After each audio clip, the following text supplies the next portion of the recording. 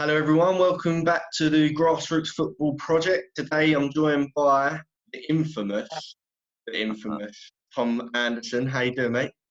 Yeah, I'm good. You? Yeah, I'm not too bad. Oh, falling there. Oh, that's it. We're falling. How you coping with lockdown? What are you doing to keep yourself busy? Just painting, decorating, bored. Really. Yeah, It's soul destroying.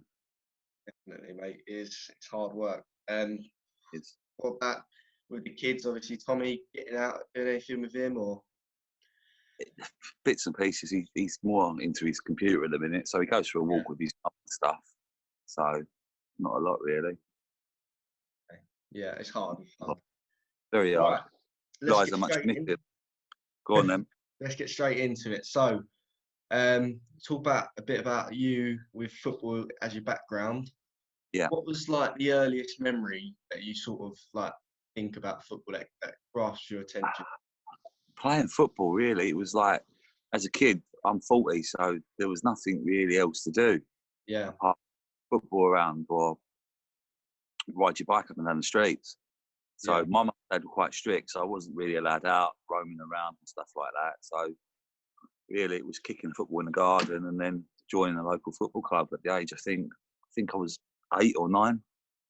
Oh wow. So, what do you remember what the club was? Yeah, it was called Wasps. I grew up in Slade Green to start with, and then we moved to Belvedere, then on Abbey Wood. But yeah, Wasps. They used to play at Whitehall Lane. It was quite a small club in comparison to what I'm doing now with Danson. Yeah, Tiny. I think there was about 3 or 4 teams based in a little community centre. They had nothing, no money, no nothing. Literally, proper spit and sawdust club. But it moulded a lot of people for a long time. Group of friends and stuff. So it was good. It was good. that's what it's all about. And so, being at Wasps, that's your first sort of memory playing with your pals and stuff like that. Who was the first sort of like coach or manager that was there that sort of helped you guys? There was 2. There was a man called Brian Smith who was the assistant, and then the manager was called Ian Keenan. I'm still in contact with Ian now. Brian died a few years ago, but still in contact with him. Speak to him on the odd occasion. And it was only like 2 people. Really, it was very basic. That's all we needed at the time: a football, a goal, a pitch, and Just good. So yeah. Do you think, like back then, was the amount of hours you had to put into being a football coach? Do you think it compares to the amount of hours you have to put in nowadays? No. It's totally different. Back then, it was a case of just literally we'd train on a Tuesday night for an hour or a Thursday night. I can't remember the day, and we'd play on a Sunday, and that was it. Once a week, one match for an hour and a match. It's changed a lot. There was no DRB checks. There was pretty much, if you wanted to run a football team, you just turned up and took a football team. It was a lot smaller then, so there wasn't so many teams and things. So it wasn't as advanced or developed as what it is now. That's really interesting. Yeah. So,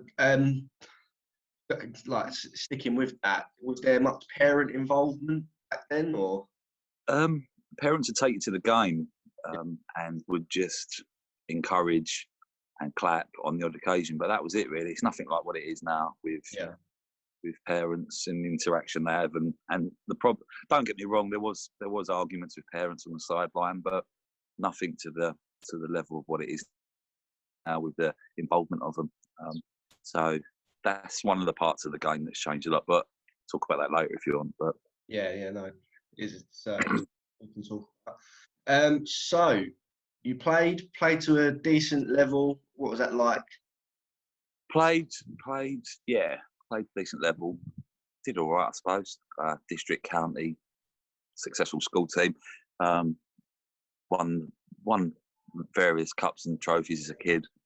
But like I say, it's totally different now. The level myself and my friends played at, we worked our way up and got to quite a decent standard. But it was the Bexley League, so there was like a C, B, and A, and literally a club would have one team per age group. So there was probably about 36 teams in total across the board from our age group. So yeah, it was a decent standard. School team's good, played with some decent players. County Districts, again, played decent standard with boys. A few went on to be pro. Still in touch with a few now. So yeah, it was good standard, fun. So with that level of standard, how much do you think that benefited sort of your coaching and managerial career? Do you think that the coaching you received from a higher level was better? No, because the coaching, it was just literally, back then, you was just told, right, there's a trial, go to the trial. If you get in the team, you turn up, you play, we'll coach you a little bit. But a lot of it was just natural talent and ability for myself and a lot of kids of my age. There was no in-depth coaching, or unless you was fortunate enough to go to a pro club and good enough, then obviously you took got the coaching there. But it was literally turn up and play on a full-size pitch, size 5 football, 2 subs if you were lucky, for an hour. That was from the age of 9. So it's very, very different to what it is today. Very different. I couldn't imagine that. So being in that sort of, it sounds almost like a really competitive environment and quite a, yeah, it was hostile, but you know, everyone's fighting for a place. How did that affect you mentally, being a 9, 10, 11-year-old boy?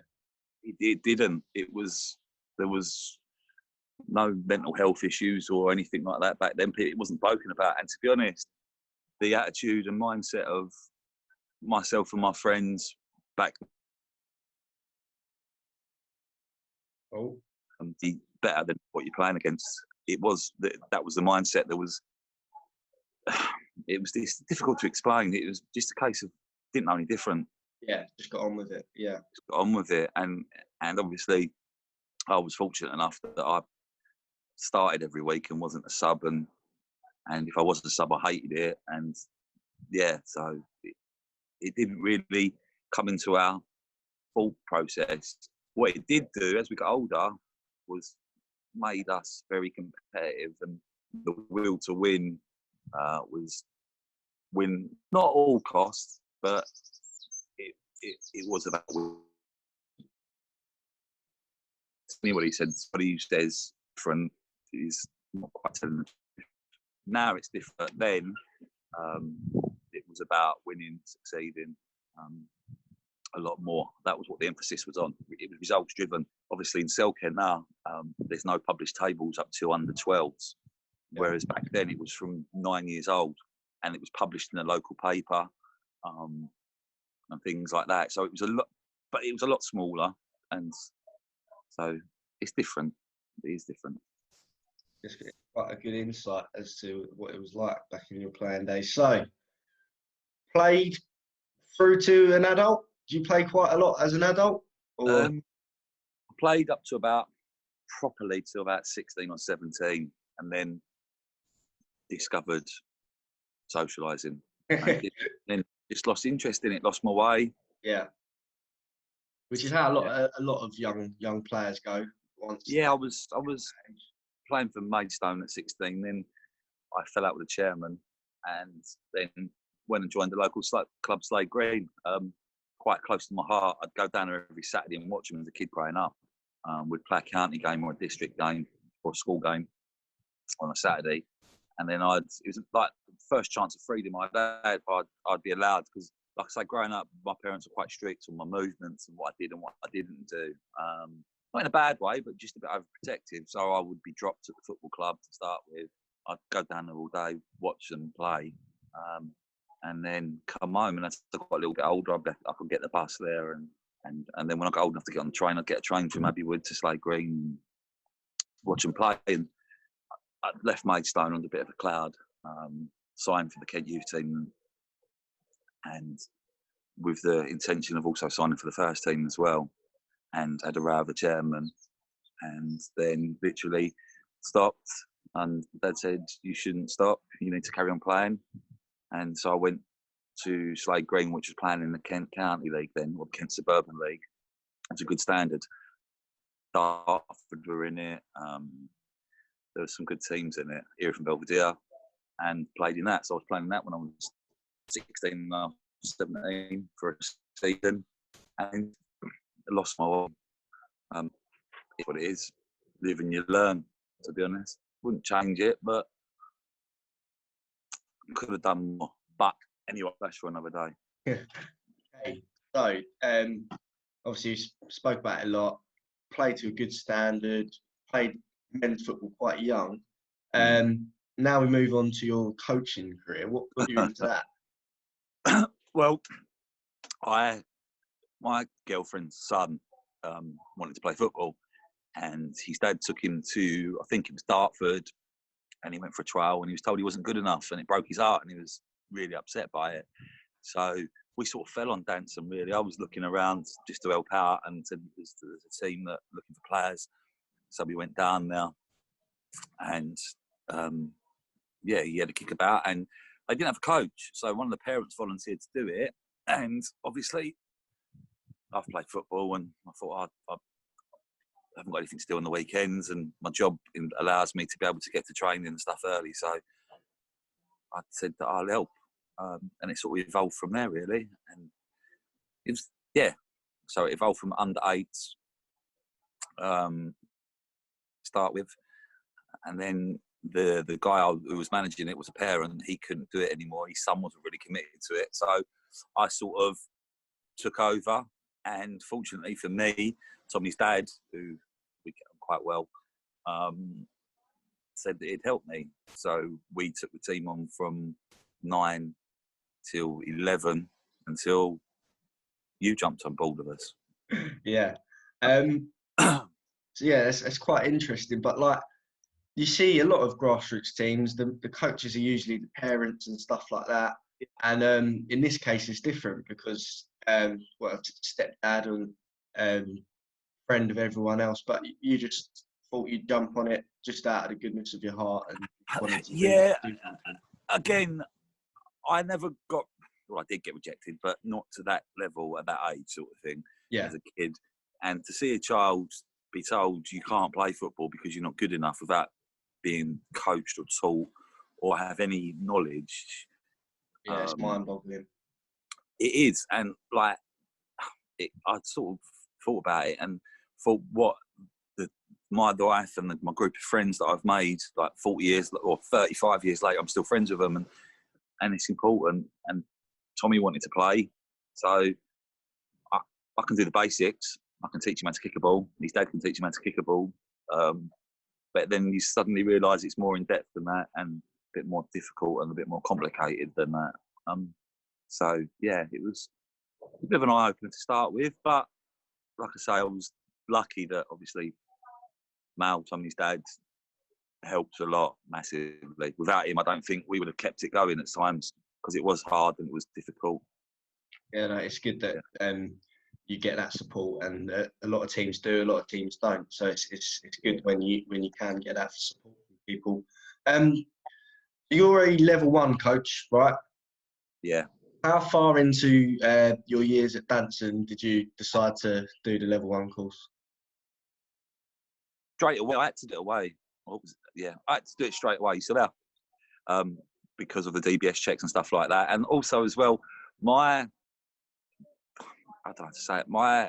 thinking of football had to change quickly. Right. Yeah. Because obviously, being around kids of a certain ability compared to that of what you played with and how you was and how you was taught and how your mentality was. Looking at it now, it's not the right way. Yeah, it's certainly changed a lot, and I think it has. So it's an insight opening for me, and it's one of my biggest regrets that when I at 16 and 17 that I didn't go in to do coaching and do my badges and stuff like that properly. Yeah. So I have a friend who's a goalkeeping coach out in the States for the University of Oklahoma. Fantastic life he's got. He was playing for QPR and got released and took a job in the States, and amazing career opportunities. Young kids now, it's a great way of getting into football. Yeah. Oh, definitely. That sounds amazing. So, being on that level one, what 15, 20 years later from playing, or however long it was, how much of an eye opener was it?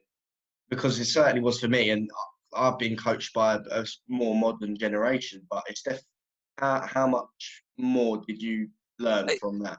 I learned. Obviously, you always learn. Yeah. It's always good to go in with an open mind. My biggest concern was my mentality of football was that when you dust it all down and get to the nuts and bolts of it, winning, Yeah. being competitive, if you haven't got a competitive streak in you and will to win, you'll never succeed at anything, let alone football. I don't want to sound like a quotation book, but it's true. So when I was on the courts, there was obviously a mixture of people that play football, hadn't played football, and some of them were very much, oh, it's participation, and they were adamant that you didn't need to be competitive. You could just play football, turn up, enjoy yourself, and go home. Which, as an adult, is easy to say, but you try and tell a 10-year-old kid that who's playing football, for that moment, that hour, that period in time, that's their World Cup final that they want to win. So I had a few little disagreements, but also learned that it is there is more to learn and it's just about you get your four corners that you get taught about and welfare. There's lots of new things that you don't really. You wouldn't really consider before, but no, you just turn up, play football, and go home. But it's not as easy as that. And for the kids nowadays, it's good because it looks after their welfare more. The new coaching courses, and it's more inclusive. 100%. So obviously you spoke about that a little bit about your start of your journey. We come on to now. Mm-hmm. Obviously we've stalled a bit in the current situation that we're in, but where's the motivation coming from from 4 years ago to carry on and keep going now? To be honest, I learned quickly that it's bigger than just football. It's important for Tom and the rest of the boys and anybody that I'm involved with coaching. For me, it sounds contradicting, but yes, I do want to win, and yes, I do want to succeed. For myself personally, anybody says they don't, they just do it for the kids. Everyone has a little bit of ego to want to be successful, but you judge success in different ways, and I do. I judge it in the boys growing up and being nice young men, because sometimes football is what kids have only got to keep them on the straight and narrow. Other times it's used as a way of making them behave in school. It certainly did with me. If I didn't behave, we didn't get detentions. We didn't have anything like that. We were just dropped from the school football team, and that was the worst thing anybody could do. So kids use football in all different sorts of manners.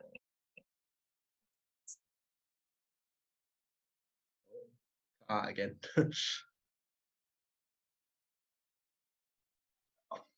Talk about why I'm doing it still. Yeah, that's it. Yeah, you were talking about success and the what you see success as.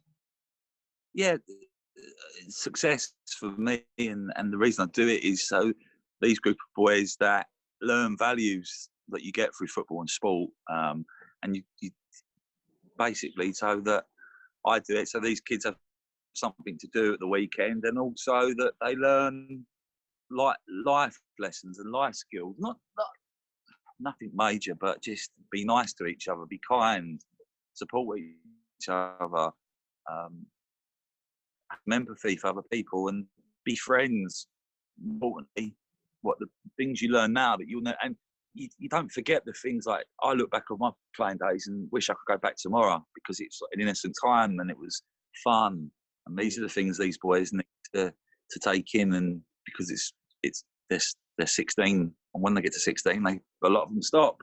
Yeah. So it soon ends as quick as it started, really. That's nice. So you touched on your motivation for still doing it now, and I think it's fair to say, like especially I can see it. I feel that you're probably one of the most dedicated coaches we've got at Well, by a country mile. So, because you don't just do our team, you help run the other under brothers, your yeah. brother's team. You help out sometimes. I'll help Team, anybody that needs help. I'll always help, because that's what you just do. You talk to help people if they need help, and then if you ever need help, they'll hopefully be there to support you. Because I know how difficult it is doing it. Yeah. And like I say, fortunately, touch wood, the group of boys that I've had up to now and their parents have been very supportive. And when you go to other teams and it's not that way, it's an eye opener. You just think, blimey, why? We're lucky that we've got a group of parents and yourself that are there to support and to help, and all on the same page. When you other teams, like, you get there and no one wants to run the line, nobody wants to put the goals up, nobody wants to help put stuff away at the end of the day, nobody will help give lifts, things like that. And when you see other teams, like, I say to the managers, I wouldn't put up with it, and I don't. When you've seen that, I'll walk over when we play with the linesman's flag, and obviously if Kevin isn't there or Mal isn't there, somebody will take it. But when you help out of other teams, like, everyone goes like that. I don't want to do it, and it's like, well, you need to participate as well, otherwise your son can't play football. So then the flag gets dropped, and I just walk off and say to them, no game, no flag, no game, and that's it. And sometimes you need to be that direct with parents. So we're fortunate. I'm fortunate that I've had a good group around me up till now. But obviously, we're now going into competitive football, so it's now transitioned from all inclusivity to selecting players that are going to be able to compete and cope at whatever level we get to. So things will change, parents will change, but yeah, we do Christmas parties, Easter eggs, summer trips, whatever we can do. We do tournaments, anything really that just allows them to play football, facilitates them to play football. So I wouldn't call myself one of the most dedicated. I enjoy doing it, and that's it really. That's really good to hear. So 4 years with the boys. What would you say has been some of your fondest memories, proudest achievements with the boys? To be honest, we've had loads. We've done well from where we started to where we are now. When I started this, I said that I would never turn a boy away. Everybody would be welcome as long as I had space. Now, that's backfired sometimes, because I've had boys in the team and other boys have turned up that are really good players, and I have had no space. And other coaches and other managers are ruthless, and they will get rid of kids to bring better players in, because it's all about success. And like I say, success for me isn't about winning non-competitive games. It's about moulding a group of kids to be friends and now to learn and improve.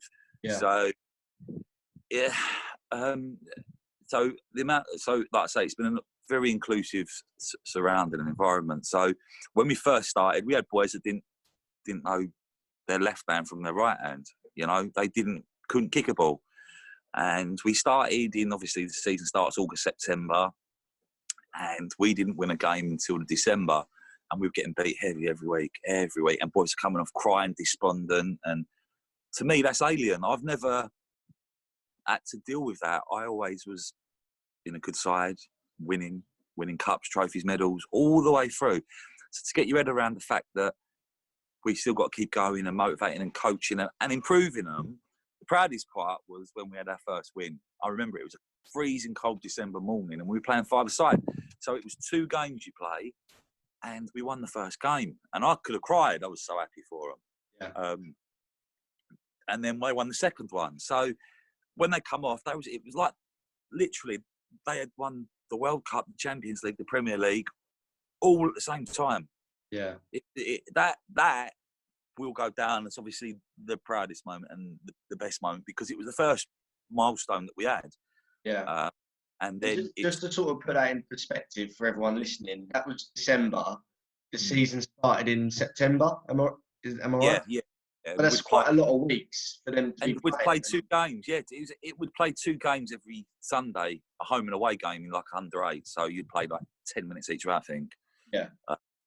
So yeah, and we were on the end of some real iodines. And we had to play the team that Tommy was told he wasn't good enough for, and they beat us. It's what it is. They were a good side. It is what it is. So there was lots of things then leading up to that point, and so then we got the first win. It was fantastic, and that will always be, because like I say, it's the first milestone I had in kids football. Yeah. To see them really, really enjoy it. So yeah, and then there's been loads, like my brother's team helping them play. My nephew, when he started at 11. Again, started far too late, but he was into his boxing, his judo. He wanted to do everything and didn't want to play football. All of a sudden, he wanted to get into it, and my brother took over the team, and I helped coach it. And he went from the D League as a playing football and didn't know, again, left from right, couldn't kick a ball, couldn't run. Just the basics that you take for granted. You realise some kids can't do it. And he then went from that team, worked his way up, and now he's playing in the A-League. So I'm not saying that's me, that's always hard work. That's got nothing to do with it. But that, to me, and obviously me and my brother were coaching that team, and some of the football, you know yourself, for a D-League team that they are, there's a lot of A-League teams that would love to be able to play the football that they play, but they just can't do it for long enough because they're not fit enough, and that's the reason why they're in the D League, because the application isn't there, but as in fitness and stuff like that. But footballing wise, they're brilliant to watch, and he progressed, and now he's in the A League playing in a decent side at Danson, which is nice to see. I think I might a little bit. So yeah, that's another proud moment. But then again, this season as well, mate, like, you know, that we've played, I think, 12 league games because of the weather and obviously what's happened, and we've won all 12. Now, the season before, like last season, last season, we would have lost some of them games. So they have showed a bit of mental resilience, which is good. Obviously, you coming on and help coaching as well has given them a load of fresh ideas. And like I said to you before, you don't realise what you've done to the team as well, how you've improved it just by being there. So that again, that's another good moment. And to see you doing what you're doing is, again, nothing to do with me, but it's nice to see somebody that is going to go a long way in the game and cares and wants to do it. So that's a nice thing. There's loads of things like tournaments we've won, but again, at the end of the day, it's all well and good winning trophies and things like that. But for me, if these kids finish playing football and they've got a group of friends that they can talk to and be friends with, like I've got now still, that's success for me, you know. So yeah, there's been a few, but like I would say, going back, the first win was good, but then again, there's been bad ups and downs as well, you know. So Reggie getting sent off and getting the first red card and getting his first yellow card is a moment that I won't forget neither as well. But there's loads, you know. There's loads. Oh, sorry, mate. There's loads. I was shocked. I didn't think they'd even dish out reds and yellows at under 11s. But again, there you go. Back when we were playing, it would happen all the time. You'd sent off and booked.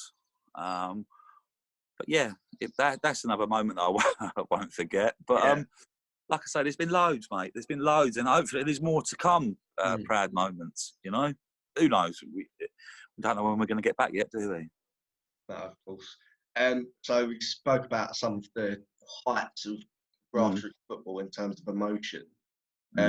Just to dial it back down a bit to what we spoke about earlier, that sort of rejection for Tommy trying to get into a team. There's not a place for it in football, is there? Certainly not in grassroots. No, there's not. There's not now, because the reason being now, I can understand why some kids go to different teams and they go on trial and they even go on trial, but they go and the manager doesn't like them and doesn't think they're good enough. I can understand that because there's plenty of teams and there's plenty of ways for the kids to play football. But going back to when I was playing again, there was one team under nines. That was it, you know. So boys had come, sorry, we're full. It wasn't because they're not good enough. We were full.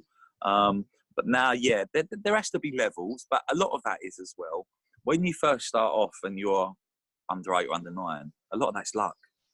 If your son is good naturally and has never been coached before and picks it up quickly, that's a bit of luck. But it's got nothing to do with anything else but a bit of luck. So these teams that have the really good young players, they attract other young players. And it's a little bit of luck, mate. Yeah. So then when boys go, then they're not as good. No, sorry, we can't find you a team. But it's how you do it, not why you do it. It's how you do it, you know? Yeah. And that's one of my biggest bugbears, because some of these kids now, if you transport them back in time to when I was playing at 9 and 10, the level I played at and had watched and was witness to, with no coaching, with nothing, with no like UEFA coaching, anything like with dad just taking the team, these kids wouldn't survive in it. And you just think to yourself, and when you go and you look at the pro clubs and you watch the academy sides, they're proper players. They're not grassroots players. They're proper players that are really good. And you have to be careful how you it's not rejection, it's more how you choose who you want in your team and if they're going to fit. That's how you should do it. And the way I look at it is this: if your child was a grammar stream pupil, he'd go to a grammar school. If your child was not a grammar school child, you wouldn't force him into it. You'd find the right level for them to learn at, and and they'd learn at that level and that pace. And that's the same with football. You can't push kids into things. So I get you can't push them into playing football at a high level if they're not good enough. So you have to have some sort of selection. But like I say, it's how you do it and why you do it is the reason. And my team and our team at the time before you joined, we made it a policy that we would take anybody, as long as we had space, we'd take anybody, up to the point of if they were disruptive, if they were unreliable, and up to the point of where we're at now, under 12s going into competitive football. Now we have to be more selective for 2 reasons. One, because it's a league-based system and the results matter. And 2, it's not fair to put boys into situations and scenarios where they're not ready for and can't cope with. That's why I B, C and D league. And so this is the part where I'm moving into now with you, that I'm not looking for.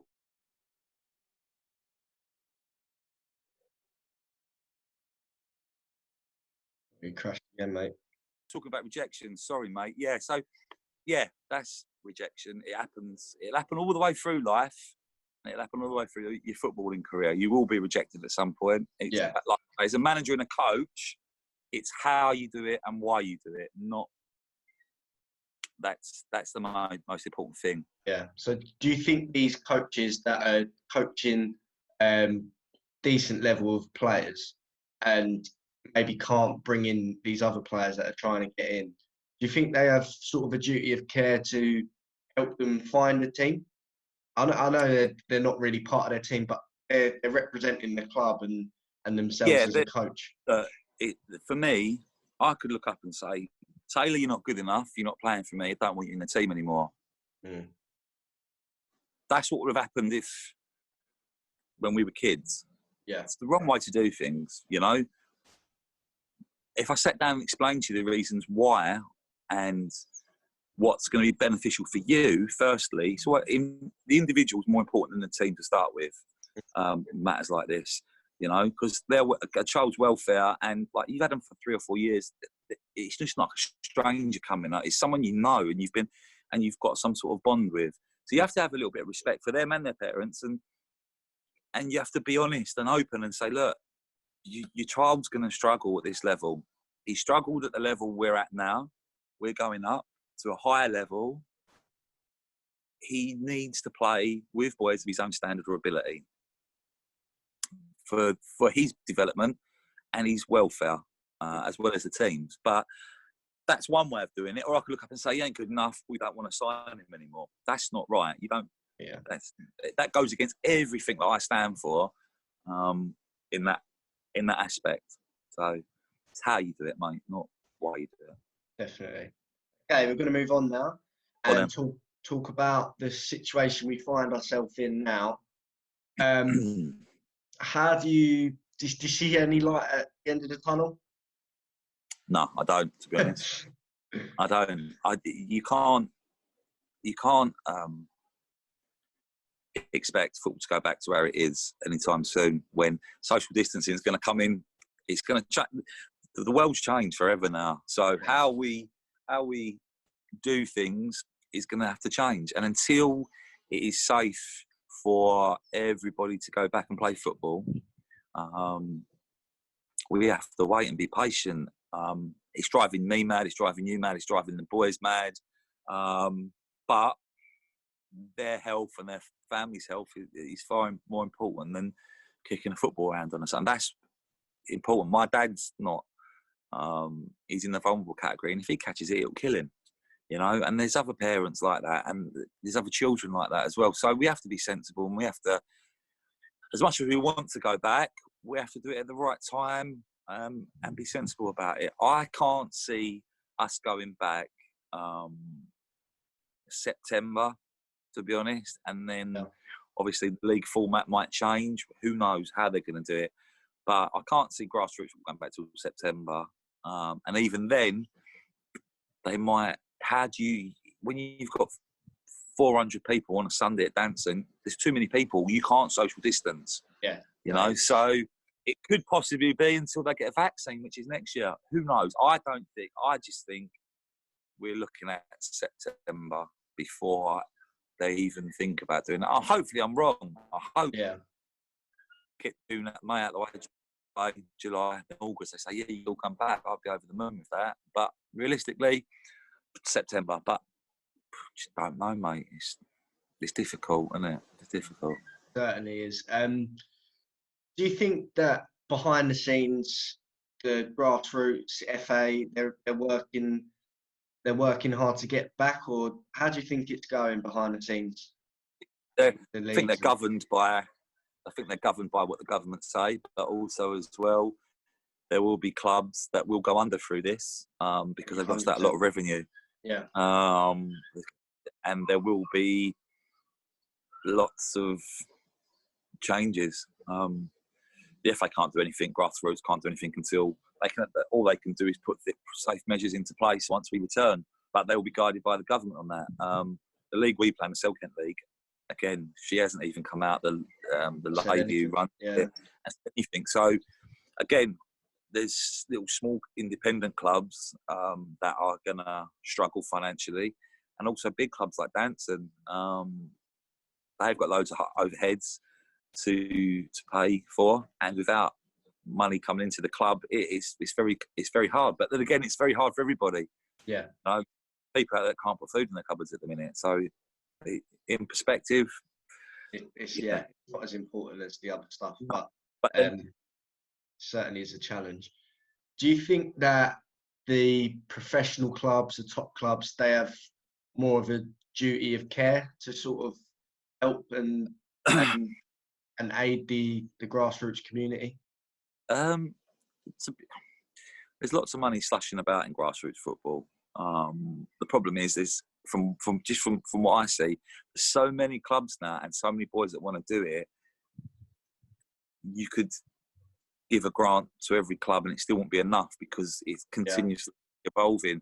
Majority of clubs have to be run as small businesses now. They can't be run as a small football club with your league affiliation fees and your match day fees and your pitch permits. It's a business now, so hopefully the FA will pump some money into it, but again, there's going to be lots of small businesses that go under. So hopefully everyone's okay and no one goes under, but I can't see that. I think there's going to be a lot of changes to football, and it will affect massively on some of the smaller little local clubs, which is a shame, because that means boys and girls will not be able to play football. But hopefully, fingers crossed, the FA can inject some life into it again. But it depends how long it goes on for, mate. If this goes on till September, October, it's like anything. You can't keep delaying it and delaying it and delaying it without consequences, you know? So it's a tough one, mate. Okay, so we're going to go on to our final question now. So, in a perfect world, perfect scenario, this is all sorted and we found a vaccine and all that. How do you see the rest of your coaching career go, or in the short term, your coaching career? Short term, well, just to keep doing what we're doing. Obviously, we've got some tough decisions to make in front of us as regards to moving forward with the team, and then just coaching. Hopefully, you'll get your level 2, and you'll be obviously the main coach and the main tactician, and I'll just be there just to oversee it and just really just leave it in your hands, sort of thing, and just help out. You know, I think we'll do all right. I think we've got a good little setup, good little team ethos. The boys are going to get older, so there's going to be different sorts of trials and tribulations we're going to face, attitude and things like that, and it will become more very quickly and very abundantly clear that it's going to become very, very much more competitive and aggressive as the boys get older.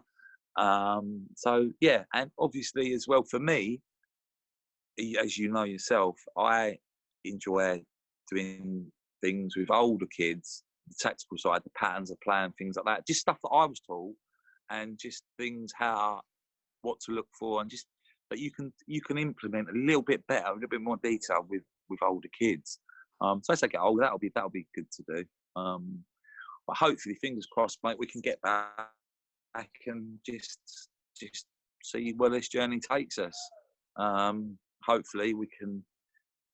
If we can be half as successful next season as what it was this year, I'll be happy with that, mate. You know, so fingers crossed we can get back and get back to doing something that we all love and we all miss desperately. But it's going to be tough. But it's just like waiting for Christmas, isn't it? Waiting for Christmas. Hey, Tom, you've been an incredible guest. Thank you for coming on. Appreciate it a lot. Really helps me out. Is there any final message you want to give out to any coaches that are watching that need a bit of advice, or any young coaches, anything like that? Mate, listen, I can't give anybody an advice apart from enjoy it and do things for the right reasons, not for ego. And then you can't be judged if your actions are all for the right reason, then for the good of the kids, that's it. And just enjoy football. But it's not as easy as what people say, mate. It's be dedicated to it, and you'll get something back in return. Brilliant, mate. Thank you so much, guys. If you've made it to the end of the video, which I hope you have, please give it a like, comment, subscribe to the channel if you want to see more like this. We'll definitely get Tom back on for more issues within grassroots football. But yeah, thank you all for watching, and stay safe, everyone.